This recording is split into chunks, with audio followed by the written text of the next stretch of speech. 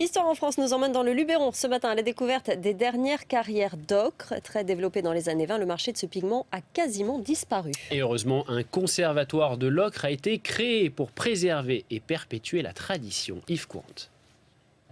Ici, les couleurs varient avec la lumière, mais la palette, elle, ne change pas. Dans ces carrières d'ocre, la seule différence aujourd'hui, c'est le nombre d'ouvriers.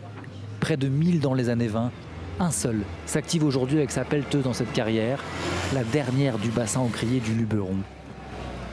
Dans les années 30-40, l'ocre a connu un déclin au profit des oxydes synthétiques et toutes les entreprises ocrières ont fermé leurs portes les unes après les autres. Direction la zone de lavage. Il amène le sable de la carrière dans le premier bassin. 800 tonnes d'ocre sont encore produites ici chaque année pour des professionnels de la peinture, de la décoration. Et pour extraire l'ocre du minerai, la technique a peu évolué. Un savoir-faire ancien. Le grand-père de Stéphanie a acheté cette entreprise il y a 40 ans. Le combat de tout le monde ici, c'est de maintenir vraiment l'activité ocrière sur le bassin aptésien. Défendre des emplois et ce savoir-faire. Et dans ce combat, ils peuvent compter sur un allié de poids, le Conservatoire des ocres, qui a donné un nouveau souffle à la filière. Son fondateur, le voici. Mathieu Barrois est passionné d'histoire industrielle. Et ça, c'est une machine qui a marché jusqu'en 1963. Avec son épouse, ils investissent en 1994 les ruines de cette ancienne usine d'ocre rachetée par la mairie de Roussillon. Leur projet, créer une coopérative pour revaloriser ce patrimoine. On a essayé de rassembler ici, avec l'aide de différents partenaires, l'ensemble du patrimoine qui permet de reconstituer la filière historique de l'ocre.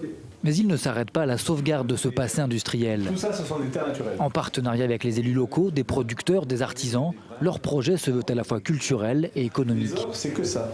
On trouve en boutique des ouvrages sur l'ocre, mais surtout dans ces bocaux des pigments naturels et du matériel pour l'utiliser. Si vous n'avez pas le client qui va aimer, qui va acheter, qui va peut-être se former ou qui va faire travailler un artisan, vous ne pourrez pas maintenir un savoir-faire vivant. Et pour le maintenir, c'est peut-être ici que l'avenir se prépare. La coopérative propose des ateliers et des formations. On apprend par exemple, comme ici, à faire un badigeon. Et le pigment utilisé vient directement de la carrière voisine.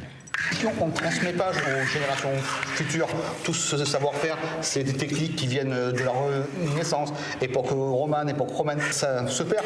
Mission ambitieuse, mais difficile. Ouverte toute l'année, la coopérative est plus fragile en hiver quand les visites se font rares. Alors le conservatoire s'efforce d'attirer les touristes qui arpentent le sentier des ocres pour que la poudre rouge des carrières ne soit pas qu'un décor de carte postale.